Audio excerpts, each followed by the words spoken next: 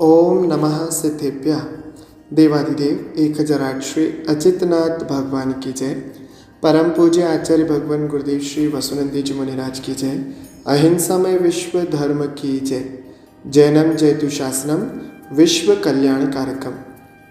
महानुभाव, विगत दिनों में हम लोग निरंतर विनय पाठ का अर्थ समझ रहे हैं, उसका विशेष भाव समझ रहे हैं। आज हम लोग 17वें नंबर के काव्य को समझने का पुरुषार्थ करेंगे। भगवान की भक्ति निष्काम होनी चाहिए, ऐसा अनिवार्यता से नहीं कहा जा सकता। निष्काम भक्ति सिद्ध अवस्था को तो देती ही है, लेकिन सकाम भक्ति भी उपसर्ग को, हमारे आए हुए विघ्नों को, बाधाओं को दूर करने में समर्थ होती है। यहाँ पर जब व्यक्ति दुखों से घिरा होता है तो उसे कोई सहारा नजर नहीं आता।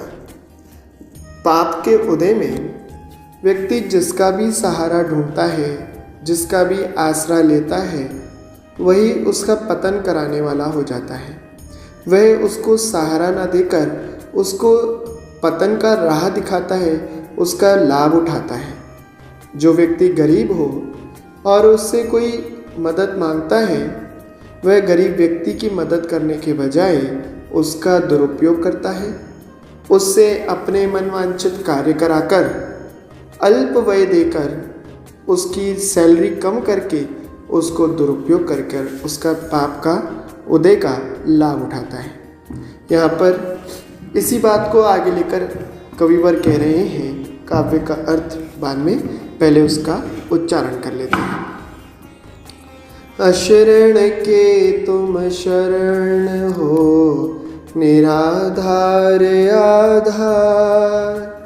मैं डूबत भव सिंधु में, क्यों लगाओ पार। हे जिनेंद्र प्रभु, आप अशरण के शरण हो। इस संसार में 4 ही शरण है। चत्तारि शरणं पवज्जामि, अर्हन्ते शरणं पवज्जामि, सिद्धे शरणं पवज्जामि, साहु शरणं पवज्जामि और केवली प्रणीत धम्मम शरणं पवज्जामि। अर्थात केवली भगवान द्वारा प्रणीत धर्म ही शरण है। इन 4 के अलावा इस संसार में कोई शरणभूत है ही नहीं।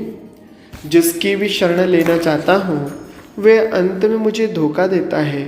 वो खुद अशरणभूत लगता है तो मुझे क्या सहारा देगा। जैसे कोई अपंग व्यक्ति लंगड़ा हो, अंगहीन हो, तो वह दूसरे को सहारा नहीं बन पाता।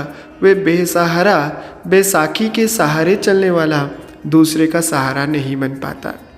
महानुभाव, अपंग व्यक्ति जिस प्रकार से दूसरे अपंग की सहायता नहीं कर सकता, ऐसे ही जो खुद संसार में दूसरों के सहारे को खोज रहे हैं, खुद संसार की शरण में फंस के अपने आप को अनाथ समझ रहे हैं, वे हमारा क्या शरणभूत होगा। हमारे हे प्रभु, हे 3 लोक के नाथ, आप नाथों के नाथ हैं, आप त्रिलोकी नाथ हैं। इस संसार में जितने भी बेसहारा, अशरण, जिनको कोई ठौर नहीं है, उनके आप ठिकाने हैं, आप उनके सहारे हैं। इसलिए हे भगवान, हम तो आपकी शरण में आए हैं। और निराधार आधार, आप जिसके जीवन का कोई आधार नहीं है, जिसके जीवन का कोई बेस नहीं है, उसकी नींव के समान आप आधार हो। महानुभाव, जैसे जिनेंद्र प्रभु को यहाँ पर आधार कहा, ऐसे आधार हो जिसका आधार दिखाई नहीं दे रहा, वह आप दिखाई नहीं दे रहे, फिर भी सहारा नज़र आ रहा है। सहारे दिखाई देने जरूरी नहीं है, सहारा देने वाला दिखाई देना जरूरी नहीं है। जैसे धर्म द्रव्य स्वयं चलते हुए जीवों को चलाने में सहायक होता है, लेकिन दिखाई नहीं देता, ऐसे ही हे जिनेंद्र प्रभु, आप भी हमारे निराधार आधार हैं।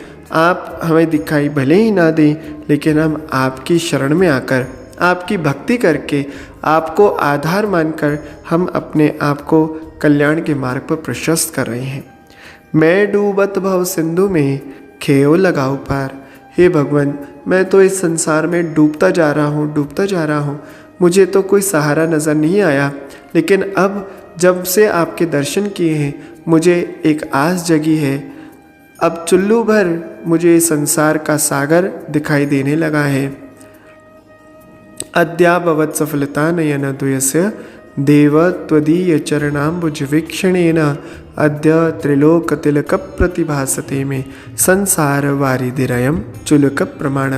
ये संसार जब से आपके दर्शन किए मुझे चुल्लू के समान दिखाई देने लगा है।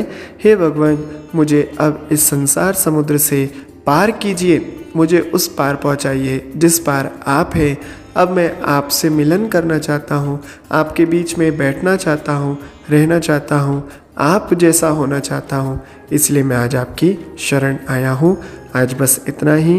बोले परम पूज्य आचार्य गुरुदेव श्री वसुनंदी जी मुनिराज की जय।